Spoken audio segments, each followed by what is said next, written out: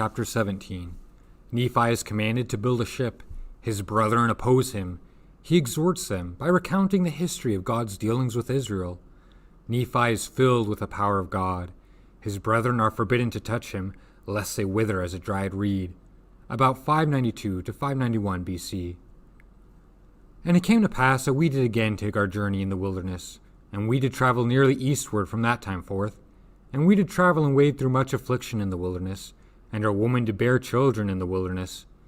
And so great were the blessings of the Lord upon us, that while we did live upon raw meat in the wilderness, our women did give plenty of suck for their children, and were strong, yea, even like unto the men, and they began to bear their journeyings without murmurings. And thus we see that the commandments of God must be fulfilled. And if it so be that the children of men keep the commandments of God, he doth nourish them, and strengthen them, and provide means whereby they can accomplish the thing which he has commanded them. Wherefore he did provide means for us, while we did sojourn in the wilderness. And we did sojourn for the space of many years, yea, even 8 years in the wilderness. And we did come to the land which we called Bountiful, because of its much fruit, and also wild honey. And all these things were prepared of the Lord, that we might not perish. And we beheld the sea, which we called Iriantum, which, being interpreted, is many waters. And it came to pass that we did pitch our tents by the seashore, and notwithstanding we had suffered many afflictions and much difficulty, yea, even so much that we cannot write them all, we were exceedingly rejoiced when we came to the seashore, and we called the place Bountiful because of its much fruit. And it came to pass that after I, Nephi, had been in the land of Bountiful for the space of many days, the voice of the Lord came unto me, saying, Arise, and get thee into the mountain. And it came to pass that I arose and went up into the mountain, and cried unto the Lord. And it came to pass that the Lord spake unto me, saying, Thou shalt construct a ship, after the manner which I shall show thee, that I may carry thy people across these waters. And I said, Lord, whither shall I go, that I may find ore to molten, that I may make tools to construct the ship, after the manner which thou hast shown unto me? And it came to pass that the Lord told me whither I should go to find ore, that I might make tools. And it came to pass that I, Nephi, did make a bellows wherewith to blow the fire, of the skins of beasts. And after I had made a bellows, that I might have wherewith to blow the fire, I did smite 2 stones together, that I might make fire. For the Lord had not hitherto suffered that we should make much fire as we journeyed in the wilderness. For he said, I will make thy food become sweet, that ye cook it not. And I will also be your light in the wilderness. And I will prepare the way before you, if it so be that ye shall keep my commandments. Wherefore, inasmuch as ye shall keep my commandments, ye shall be led towards the promised land, and ye shall know that it is by me that ye are led. Yea, and the Lord said also that, after ye have arrived in the promised land, ye shall know that I, the Lord, am God, and that I, the Lord, did deliver you from destruction, yea, that I did bring you out of the land of Jerusalem. Wherefore I, Nephi, did strive to keep the commandments of the Lord, and I did exhort my brethren to faithfulness and diligence. And it came to pass that I did make tools of the ore which I did molten out of the rock. And when my brethren saw that I was about to build a ship, they began to murmur against me, saying, Our brother is a fool, for he thinketh that he can build a ship. Yea, and he also thinketh that he can cross these great waters. And thus my brethren did complain against me, and were desirous that they might not labor, for they did not believe that I could build a ship, neither would they believe that I was instructed of the Lord. And now it came to pass that I, Nephi, was exceedingly sorrowful because of the hardness of their hearts. And now when they saw that I began to be sorrowful, they were glad in their hearts, insomuch that they did rejoice over me, saying, We knew that ye could not construct a ship, for we knew that ye were lacking in judgment. Wherefore thou canst not accomplish so great a work. And thou art like unto our father, led away by the foolish imaginations of his heart. Yea, he hath led us out of the land of Jerusalem, and we have wandered in the wilderness for these many years, and our women have toiled, being big with child, and they have borne children in the wilderness, and suffered all things, save it were death.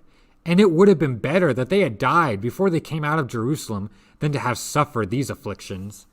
Behold, these many years we have suffered in the wilderness, which time we might have enjoyed our possessions and the land of our inheritance. Yea, and we might have been happy.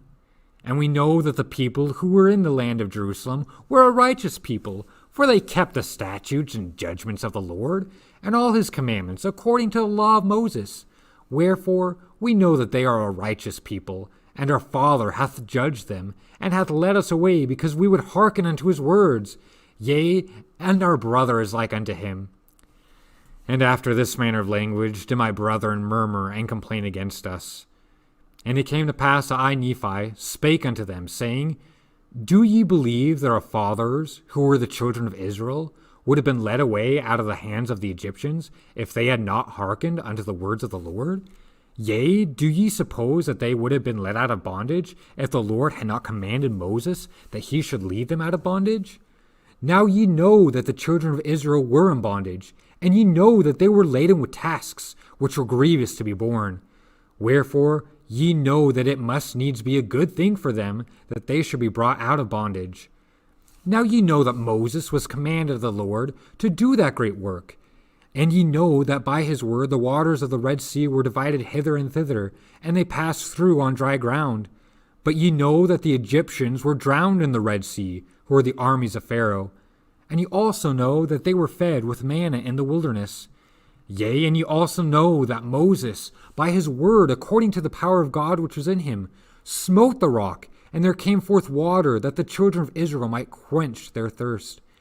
And notwithstanding they being led, the Lord their God, their Redeemer, going before them, leading them by day, and giving light unto them by night, and doing all things for them which were expedient for man to receive, they hardened their hearts, and blinded their minds, and reviled against Moses, and against the true and living God.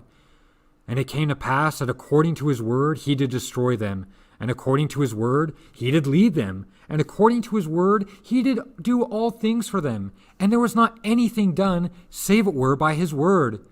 And after they had crossed the river Jordan, he did make them mighty unto the driving out of the children of the land, yea, unto the scattering them to destruction.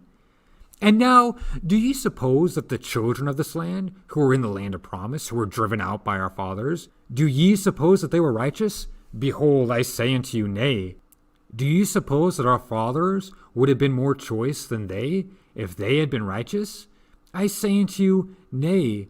Behold, the Lord esteemeth all flesh in one. He that is righteous is favored of God. But behold, this people had rejected every word of God, and they were ripe in iniquity, and the fullness of the wrath of God was upon them. And the Lord did curse the land against them, and bless it unto our fathers. Yea, he did curse it against them unto their destruction, and he did bless it unto our fathers unto their obtaining power over it. Behold, the Lord hath created the earth, that it should be inhabited, and he hath created his children, that they should possess it. And he raiseth up a righteous nation, and destroyeth the nations of the wicked. And he leadeth away the righteous into precious lands, and the wicked he destroyeth, and curseth the land unto them for their sakes. He ruleth high in the heavens, for it is his throne, and this earth is his footstool. And he loveth those who will have him to be their God. Behold, he loved our fathers, and he covenanted with them, yea, even Abraham, Isaac, and Jacob. And he remembered the covenants which he had made. Wherefore he did bring them out of the land of Egypt. And he did straiten them in the wilderness with his rod, for they hardened their hearts, even as ye have. And the Lord straitened them because of their iniquity. He sent fiery, flying serpents among them. And after they were bitten, he prepared a way that they might be healed. And the labor which they had to perform was to look. And because of the simpleness of the way, or the easiness of it, there were many who perished. And they did harden their hearts from time to time, and they did revile against Moses, and also against God. Nevertheless, ye know that they were led forth by his matchless power into the land of promise. And now, after all these things, the time is come that they have become wicked, yea, nearly unto ripeness. And I know not, but they are at this day about to be destroyed. For I know that the day must surely come that they must be destroyed, save a few only, who shall be led away into captivity. Wherefore the Lord commanded my father that he should depart into the wilderness, and the Jews also sought to take away his life.